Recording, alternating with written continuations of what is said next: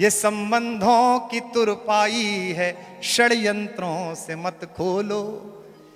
मेरे लहजे की छैनी से गढ़े कुछ देवता जो कल, मेरे लहजे की छैनी से गढ़े कुछ देवता जो कल मेरे लफ्जों पे मरते थे, वो अब कहते हैं मत बोलो। आनंद लीजिए, मुस्कुराइए। पता नहीं लोग क्यों परेशान हैं, सब कुछ पाकर लोग दुखी हैं। लेकिन एक बात कह दूं आपको, मैं जीता जागता उदाहरण हूं। जिसकी मस्ती जिंदा है उसकी हस्ती जिंदा है। मस्त रहिएगा, सब अच्छा होगा।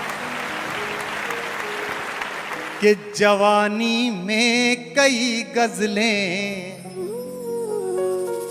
अधूरी छूट जाती हैं, कि जवानी में कई गजलें अधूरी छूट जाती हैं। मैंने ये 2 बार पढ़ा है, जब तक सब वाह नहीं करेंगे अपन यही पढ़ेंगे। जवानी में कई गजलें अधूरी छूट जाती हैं, कई ख्वाहिश तो दिल ही दिल में पूरी छूट जाती हैं। नया पढ़ रहा हूं। कई ख्वाहिश तो दिल ही दिल में पूरी छूट जाती हैं। जुदाई में तो मैं उससे मुकम्मल बात करता हूं। अब संभालना। जुदाई में तो मैं उससे मुकम्मल बात करता हूं, मुलाकातों में सब बातें अधूरी छूट जाती है। मुलाकातों में सब बातें अधूरी छूट जाती है। मुलाकातों में सब बातें अधूरी छूट जाती है। मैं 4 पंक्तियां सुनाता हूं। वादा कर रहा हूं आपसे, जो लोग इस हॉल में, पत्रकार बंधु, वेब पोर्टल के लोग, रिकॉर्डिंग करने वाले, ये सोच के आए कि कुमार विश्वास कोई बोलेगा, एक प्रोग्राम है शहीदों के लिए, वॉर विडोज के लिए, और लकीली मां भाजपा के कुछ लीडर्स हैं, तो बिल्कुल इस गलतफहमी में मत रहना। मैं एक भी नाम नहीं लूंगा और सब बोलूंगा। अब पहली लाइन सुन के आप वाह करके बता देना, मैं समझ जाऊंगा कि आप समझ।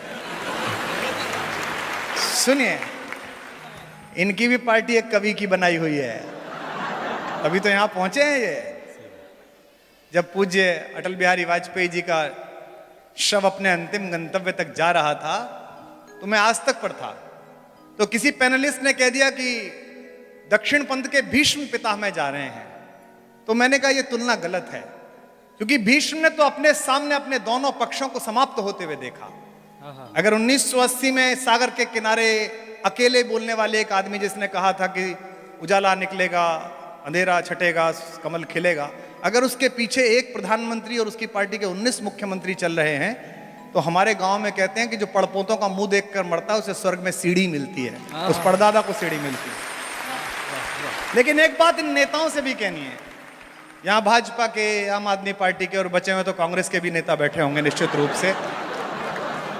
हाँ, नहीं आजकल बताते नहीं है ना वो। अरे वो हाथ हिलाया, क्या बात। नहीं वो तो अच्छा, अलग अलग पार्टीज के लोग बैठे हुए हैं। एक बात आपसे भी कहनी है, हम बड़े अच्छा लगा हमें कि प्रधानमंत्री और बहुत सारे मंत्री, अलग अलग पार्टी के नेता, राहुल गांधी जी और तमाम लोग अटल जी के शव के पीछे चले। अच्छा लगा, हम आपके आभारी हैं कि आपने हमारे एक कवि का इतना सम्मान किया।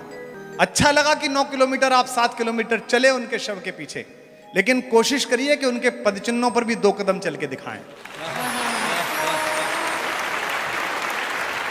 कि पुरानी दोस्ती को इस नई ताकत से मत तोलो। तो ताकत भी कितनी, 4-5 महीने की। कि पुरानी दोस्ती को इस नई ताकत से मत तोलो। एक निवेदन आपसे यह है कि इस हॉल में जो लोग 1, 2, 3 आए हैं, दोस्त लोग आए हैं, जिंदगी में दोस्तियों का सम्मान करना जो आपके बचपन से साथ चली हों। जो लोग अपने सहचरों का सम्मान नहीं करते, रास्ते उनका सम्मान नहीं करते, मंजिलें तो छोड़ दीजिए। ये मैं इसलिए कह रहा हूं कि एक छोटा सा शपथ ग्रहण समारोह होता है, उसमें कितने सारे अतिथि आते हैं पीछे खड़े होने के लिए। दुनिया का सबसे बड़ा शपथ ग्रहण समारोह हुआ, दुनिया का सबसे बड़ा राज्याभिषेक हुआ, जब 14 साल बाद राम लौट कर आए। उन्हें राजा घोषित करना था, भरत व्यवस्था कर रहे थे। एक मुख्यमंत्री शपथ लेता है तो कितनी भीड़ आती है।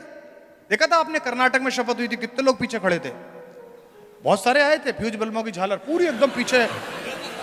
हाँ, हमारा वाला लट्टू भी था। तो इतने सारे लोग आते हैं।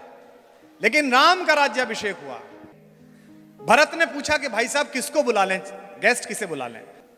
मर्यादा पुरुषोत्तम ने कहा कि बेटा मैं तो जंगल में था तो मुझे पता नहीं कौन राजा हो गया कौन युवराज हो गया, तुम बुला लो किसी को भी।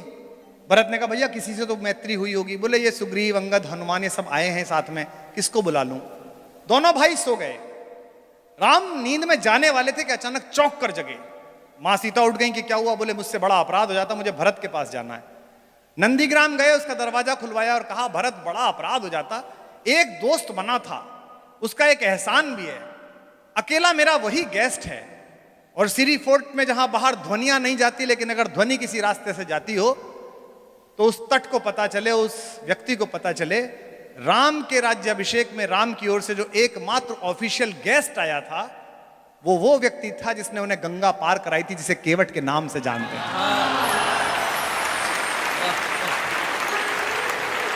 इसे कहते हैं मैत्रियां निभाना। और राम कैसे खड़े हो गए उसके सामने, केवट के सामने। देने को कुछ था नहीं, जैसे माल्या के सामने पीएनबी। तो राम पर कुछ देने को नहीं था, लेकिन ये महिलाएं बैठी हैं, भाभियां बैठी हैं, ये चेहरा पढ़ लेती हैं पति का। सीता भारतेश्वरी हैं, उन्होंने अपने पति का चेहरा पढ़ लिया और उन्होंने कैसा काम किया जो दुनिया की कोई स्त्री नहीं कर सकती, केवल भारत की महिला कर सकती है अगर पति संकट में हो। इस पर आप तालियां देना। जैसे ही उन्होंने अपने पति का म्लान मुख देखा, बाबा तुलसी लिखते हैं पिय हिय हित सिय जानन हारी। अपने पति के हृदय का हित जानने वाली सीता ने क्या किया, मुदित मगन मणि मुंदरी उतारी, अपनी डायमंड रिंग निकाल के दे दी कि ये दे दो गंगा पार कराने के लिए। इसे कहते हैं त्याग। और वो केवट भी ऊंची रकम था, उत्तर प्रदेश का था वो। हम यूपी वाले तो ऊंची रकम होते ही हैं। तो उन्होंने कहा कि भाई ये रख ले, तो केवट बोला जी रहने दो हम तो स्टाफ के आदमी हैं। राम ने कहा तेरा हमारा क्या स्टाफ। बोले जाति अलग है, काम तो एक ही है, तुम भवसागर पार कराते हो, मैं गंगा पार कराता हूं, काम तो एक। वाल्मीकि लिखते हैं रामो दुर न भाषते, राम दो बात नहीं बोलता। राम ने कहा यार तेरा उधार रह जाएगा, चुकाऊंगा कैसे, जो बात कही इस पर पूरा सदन उछल जाएगा। केवट ने कहा उधार छोड़ूंगा नहीं, ले लूंगा। बोले कब लेगा। बोले आज गंगा पार कराने का मैं नहीं ले रहा, मर के मैं आऊं तो भवसागर पार कराने का तू मत लेना, इसमें क्या है, बराबर का मामला। अब इस मैत्री के नाम पंक्ति पढ़ रहा हूं, सुनिए। पुरानी दोस्ती को इस नई ताकत से मत तोलो, ये संबंधों की तुरपाई है, षड्यंत्रों से मत खोलो। ये संबंधों की तुरपाई है, षड्यंत्रों से मत खोलो। नाम नहीं लूंगा, समझोगे आप सब। ये संबंधों की तुरपाई है, षड्यंत्रों से मत खोलो। मेरे लहजे की छैनी से गढ़े कुछ देवता जो कल, मेरे लहजे की छैनी से गढ़े कुछ देवता जो कल, मेरे लफ्जों पे मरते थे वो अब कहते हैं मत बोलो।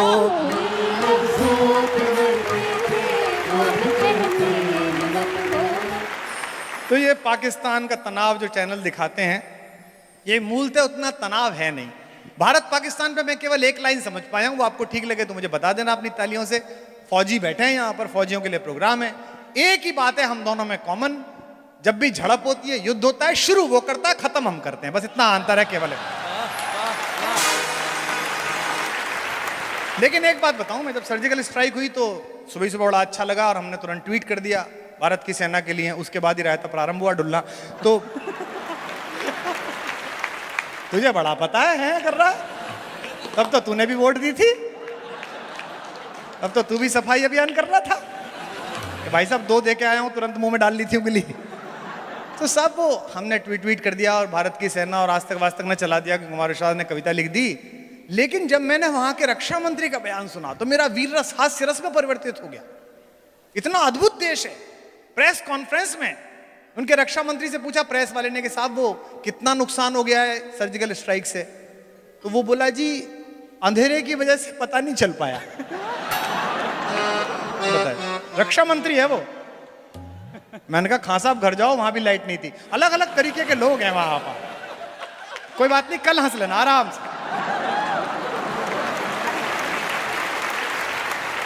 वहां की पार्लियामेंट में बिलावल भुट्टो ने कहा कि साहब वो भारत के जहाज घुसे तो हम पकड़ क्यों नहीं पाए, तो रक्षा मंत्री बोला साहब वो हमारे रडार पकड़ नहीं पाए। अबे मैंने कहा चीन से मार लोगे तो यही हाल होगा तुम्हारा। तुम्हारा रडार नहीं चल रहा, हमारी होली पे पिचकारी नहीं चली। जो मैं या तुम समझ ले वो इशारा कर लिया मैंने, जो मैं या तुम समझ ले वो इशारा कर लिया मैंने। आपके लिए पढ़ता हूं। भरोसा बस तुम्हारा था, तुम्हारा कर लिया मैंने। भरोसा बस तुम्हारा था, तुम्हारा कर लिया मैंने। लहर है हौसला है रब है, हिम्मत है दुआएं हैं। लहर है हौसला है रब है, हिम्मत है दुआएं हैं। खोलना हाथ। किनारा करने वालों से किनारा कर लिया मैंने, किनारा करने वालों से